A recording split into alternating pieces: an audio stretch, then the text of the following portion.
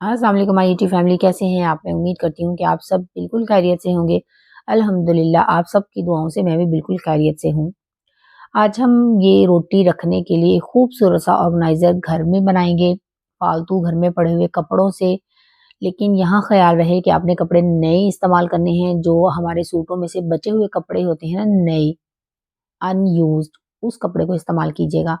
Used का fabric बिल्कुल भी ना इस्तेमाल कीजिएगा, क्योंकि हमने इसको किचन में इस्तेमाल करना है।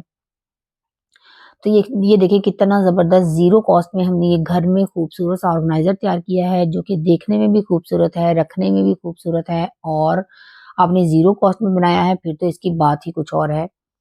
और ये अच्छे से हमारे नॉन बॉक्स में फिक्स भी हो गया है, और वैसे तो मार्केट से हर चीज़ ही मिल जाती है, लेकिन आपको पता है कि काफ़ी चीज़ें ऐसी होती हैं, जैसे ये ऑर्गेनाइज़र ही रोटियाँ रखने वाले, अगर हम बाज़ार से लेने जाएँ ना तो उनकी जो मटेरियल की क्वालिटी इतनी अच्छी होती है, और ना ही उनकी मेकिंग इतनी अच्छी होती है कि देखने में भी खूबसूरत नहीं लगते। और इस नॉन-वेज में हमारे तो बिल्कुल भी फिक्स नहीं होंगे वो। तो चलिए बनाना स्टार्ट करते हैं। ये मेरे पास नॉन-वेज है जिसमें हम रोटी वगैरह रखते हैं, तो इसके हिसाब से मैं साइज़ लूँगी, मेज़र करूँगी, उसके हिसाब से हम फैब्रिक लेंगे। ये फैब्रिक मेरे पास था, फालतू काफ़ी देर से पड़ा हुआ था, ये बिल्कुल नया है, ये मेरे पास सैंपल आया था कहीं से जैकेट्स वगैरह के लिए। तो ये जो मेरे सूट में से बचा हुआ था, ये लाइमलाइट का मेरा एक सूट था, बहुत खूबसूरत सा, जिसका फैब्रिक बहुत अच्छा था। कॉटन का ये फैब्रिक है और इसका कलर भी बिल्कुल ख़राब नहीं होगा, तो इसको मैंने यूज़ किया है। ये नया बिल्कुल है, बचा हुआ था उसमें से। तो इसको अब हम मेयर कर लूँगी, मैं इसके ढक्कन को ऊपर रख के मैं गोल मेयर कर लूँगी बेस के लिए, जो मुझे नीचे बेस बनानी है। तो इसकी गोलाई के हिसाब से मैंने कटिंग कर लिया है डबल कपड़ा, क्योंकि ये डबल लेयरिंग होगी, ऊपर-नीचे दरमियान में भी जो है ना वो फ्लीस जो जैकेट्स वाली है वो मैं डबल दूँगी, ताकि ज़्यादा गर्म रहे रोटी ज़्यादा देर तक, और हमारा ऑर्गेनाइज़र बहुत अच्छा बनकर तैयार हो। तो उसको भी मैंने डबल कर लिया है। अब सेम जो फैब्रिक था ना, इसी को मैं इसके ऊपर रखकर इसको कटिंग कर लूँगी। तो इसकी हमने इस हिसाब से कटिंग कर लेनी है। अच्छा, अगर आपके पास इस तरह का कोई फ्लीस वगैरह नहीं है पड़ी हुई, तो जो फ़ोम होता है ना, फ़ोम की शीट्स बाज़ार से बहुत आराम से मिल जाती हैं, जिस तरह के ऑर्गेनाइज़र में इस्तेमाल की जाती हैं। नल की बटन वाली दुकान से आप पता करेंगे ना, तो वहाँ से आपको मिल जाएगी। और अगर वो नहीं तो आप जो बेडिंग में हम देते हैं, हल्की-सी एक लेयर देते हैं ना, उसकी क्या उसको कहते हैं, बेडिंग को क्विल्ट करने के लिए, वो आपको ये जो रज़ाइयों वाली दुकानें होती हैं, जो बेडिंग वाली शॉप्स होती हैं, वहाँ से आराम से मिल जाएगी। तो वो भी आप इसके अंदर दे सकती हैं। ये भी वो भी सेम काम करेंगी, उसको रोटी को गर्म रखेगी जब आप उनकी लेयरिंग करेंगी। फ़ोम की करेंगी या उसकी वो जो क्विल्ट वाला होता है ना मटीरियल, उससे करेंगी, तो वो भी आपकी रोटी गर्म रखेगा। अच्छा, ये जो बेस है उसकी तो मैंने कटिंग कर ली है। अब ऊपर मुझे लीफ की शेप में कवर करना था इस ऑर्गेनाइज़र को। तो इसके हिसाब से मैं इसके ऊपर रख के मैंने मेज़र कर लिया कि ये उसके तकरीबन दूसरे कॉर्नर तक से थोड़ा-सा पीछे होना चाहिए ये लीफ। तो ये इस तरह से मैं निशान लगा के इसकी कटिंग कर लूँगी। तो ये 4 यानी कि लेयर्स में मैंने क फैब्रिक रखा है और उसको फिर मैंने डबल किया है। तो ये इसकी लीफ की हमारी कटिंग हो गई। तो ये इस तरह से इसके ऊपर चारों कोनों पे रख के ना हम गोलाई में इसके साथ इस हिसाब से ये फिक्स होगा। लेकिन इससे पहले हम इसकी भी जो है डबल जो सेकंड साइड है, दूसरी साइड है, वो कटिंग करेंगे, और डबल लेयरिंग जो दरमियान में करनी है वो भी एज़ इट इज़ इसके साथ रख कर लेंगे। अच्छा, हमारी ना आज लाइट ऑफ थी, तो इस वजह से मैं फैब्रिक को जो है ना इस्त्री भी नहीं कर सकी, जिसकी वजह से इसमें बहुत ज़्यादा सलवटें हैं, काफ़ी देर का ये पड़ा हुआ था एज़ इट इज़ कपड़ा। तो काफ़ी ज़्यादा सलवटें थी, तो मुझे कटिंग करने में काफ़ी प्रॉब्लम हो रही थी, लेकिन चूँकि लाइट ऑफ थी तो मैं इसको इस्त्री भी नहीं कर सकती थी, और तो कोई और काम भी नहीं हो सकता था, इसलिए फिर मैंने सोचा कि चलें आज ये बनाती हूँ। काफ़ी दिनों से मेरे ज़हन में था कि मुझे ये ऑर्गेनाइज़र बनाना है, तो मैंने कहा आज कोई और काम तो हो नहीं सकता, तो चलें आज यही करते हैं। तो इस वजह से आपको लाइट भी थोड़ी कम लग रही होगी, और क्योंकि ये मोबाइल की लाइट ऑन करके ना मैं ये सारे काम कर रही हूँ। तो अब इसको मैं उसी हिसाब से ऊपर रख के ना, इसकी जो दूसरी लेयर है मतलब कि डबल, उसको मैं यहाँ पे कटिंग कर लिया मैंने, और सेम एज़ इट इज़ जैसे मैंने ये इनकी कटिंग की है, ऐसे ही जो दरमियान में मुझे लेयरिंग देनी है ना, उसकी भी मैं लीफ की इसी तरह से इसको ऊपर रख के कटिंग कर लूँगी। अब ये देखिए इसको भी मैंने डबल रखा है और इसको ऊपर रखने के बाद इस तरह से मैं इसकी कटिंग कर लूँगी।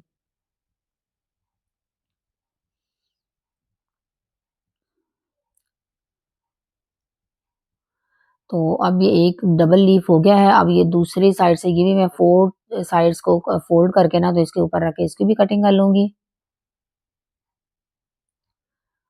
तो आप ये देख सकते हैं कि ज़ीरो कॉस्ट में घर में मौजूद फ़ालतू चीज़ों से जो फ़ालतू हमारे पास पड़े हुए थे कपड़े या चीज़ें जो हम इस्तेमाल नहीं कर रहे थे, वो घर में एक तो मेस क्रिएट करती हैं और दूसरा हमारे इस्तेमाल में भी आ जाती हैं। इस तरह से अगर हम इस्तेमाल कर लें अच्छे तरीके से, वो यूज़ भी हो जाती हैं और एक ज़बरदस्त सा हम ऑर्गेनाइज़र घर में भी बना सकते हैं विदाउट एनी कॉस्ट और थोड़ी-सी एफर्ट से। तो अब मैं ये देख रही थी कि इसमें कौन-सी साइड जो बाहर रखूँ, जो फ्लीस वाली साइड है ना, वो मैंने बाहर रखी है। एक तरफ से ये सिल्की सी साइड थी, उसको मैंने अंदर कर दिया है। अब सिल्की साइड दोनों आपस में अटैच होने की वजह से ना, वो ऊपर से यानी कि ना हिल रही थी। तो मैं अब इन सबको चारों लेयर्स को इकट्ठा करके ना पहले पिन अप करूँगी। हमेशा इस तरह से ऑर्गेनाइज़र कोई भी बनाए ना, पहले इसे पिन अप करें, फिर उसके बाद उसको आप सिलाई लगाएँ। फिर आप आराम से बड़ी सफाई के साथ सिलाई भी लग जाती है और आपको मैनेज करना भी आसान रहता है। तो अब ये देखें, ये मैंने सिलाई भी लगा दी है, अब ये पिन्ने मैं निकाल दूँगी और इसी तरह से जो लीव्स हैं ना, उनकी भी मैं same as it is cutting कर लूँगी, सॉरी, स्टिच कर लूँगी। पिन अप करूँगी पहले मैं उन्हें ऊपर-नीचे रख के चारों लेयर्स को, दरमियान में 2 फ्लीस की और फिर ऊपर-नीचे इनकी, तो उसकी भी हम फिर सिलाई लगा लेंगे। ये देखें इस तरह से।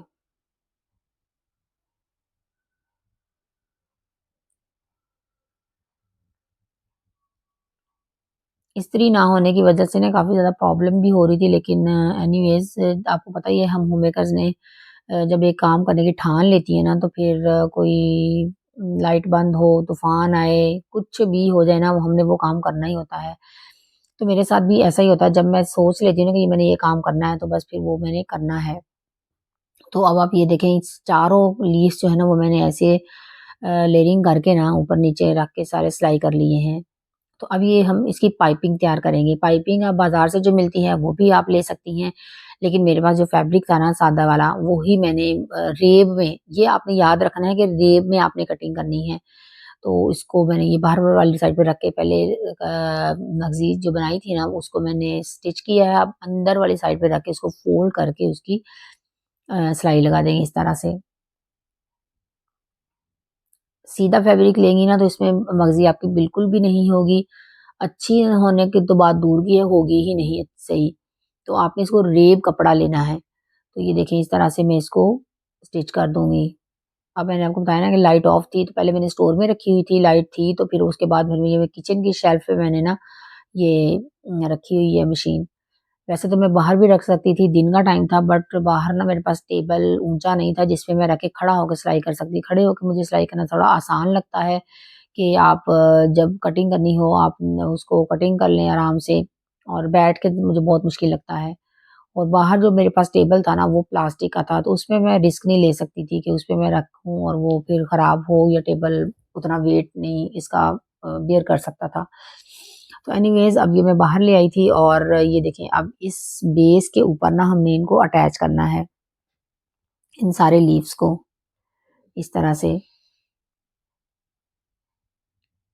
ये देखें, और मेरे पास इसके साथ का ना धागा भी नहीं था, तो वो भी जो मेरे पास नलकी मेरे हाथ लगी ना, एक्चुअली मैंने काफ़ी देर से स्टिचिंग की ही नहीं है, तो मेरे पास नलकियाँ वगैरह बिल्कुल भी नहीं थी, कोई और कलर की भी नहीं थी कि डार्क कलर की, ब्लैक ही होती तो वो मैं लगा देती। जो मेरे हाथ आई ना बस मैंने लगा के ना उसको फाइनल करने की कोशिश की, कि बस ये बन जाए। तो ये देखिए, अब ये मैंने लीफ जो है ना वो अटैच भी कर दिए हैं, यानी कि चारों कोनों पे रख के ना आपने गोलाई में ऑपोजिट साइड पे 4 कोनों पे आपने रख के ना इस तरह से लीव्स को अटैच कर देना है। और अब इसके बाद ये जो साइडों से कॉर्नर है ना लीव्स के, इसको हम कटिंग कर देंगे। अब ये देखिए, इसमें आराम से आप रख सकते हैं, रोटियाँ निकाल सकते हैं। बहुत ज़बरदस्त ऑर्गेनाइज़र हमारा ऑलमोस्ट बनकर तैयार है। अब हम इसकी कटिंग कर देंगे साइडों से, और फिर हमने इसकी फिर पाइपिंग करनी है गोलाई में, जो बाहर वाली साइड पे, वो भी हमारी रेब ही होनी चाहिए। अब ये देखिए सारी मैंने कटिंग कर दी है। कॉर्नर्स की। अब ये एक कॉर्नर रह गया है, अब हम यहाँ पे इसकी भी कटिंग कर देते हैं।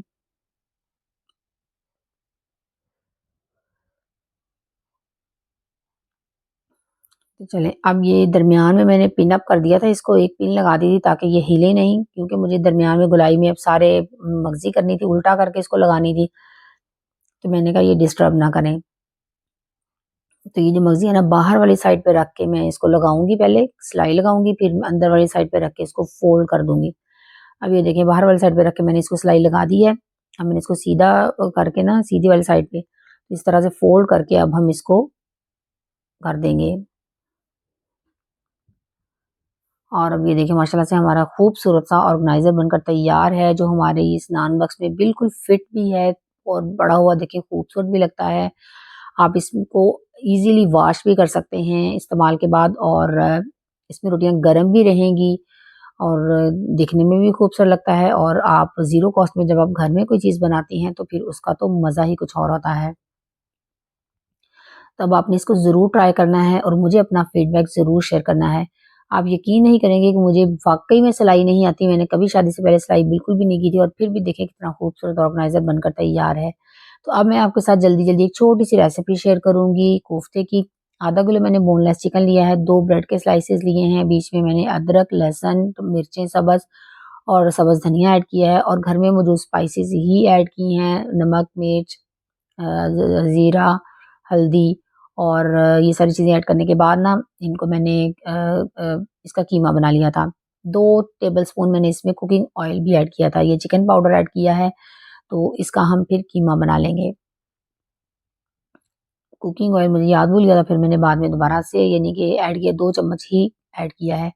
अब ये हमारा कीमा बन गया है, इसको हम अब सेट होने के लिए फ्रिज में रख देंगे, क्योंकि ये बहुत सॉफ्ट है। थोड़ी देर के लिए फ्रिज में रख देंगे, सेट हो जाएगा, फिर हम इसको इसके कोफ्ते बना लेंगे। तो तब तक हम क्या करेंगे, इसकी ग्रेवी बनाते हैं। तो यकीन करिए इतनी बजट फ्रेंडली, इतनी आसान सी ये रेसिपी है ना, आप इसको रमज़ान के लिए भी बनाकर रख सकती हैं या किसी दावत में भी आप इसको बना सकती हैं। मुझे तो ये बहुत बजट फ्रेंडली लगी। देखें सिर्फ़ आधा किलो चिकन में मैंने 18 कोफ्ते बनाकर तैयार कर लिए थे, और बहुत मज़ेदार बनकर तैयार होते हैं। तो अब ये मैंने प्याज़ को सौते किया है, और टमाटर, अदरक, लहसुन, मिर्चें सब कुछ मैंने जग में डाल के ना साथ ही इस प्याज़ को डाल के मैं इसको ग्राइंड कर लूँगी। आज हमारी लाइट सुबह से बंद थी, और कभी आ जाती थी, कभी बंद हो जाती थी। इस वक़्त हमारी लाइट है, तो पहले सुबह से बंद थी, फिर अभी आई है, उसके बाद फिर दोबारा से बंद हो गई थी। कभी आती थी, कभी चली जाती थी, कभी आती थी, कभी चली जाती थी। आज इसने यही ड्रामा लगाए रखा।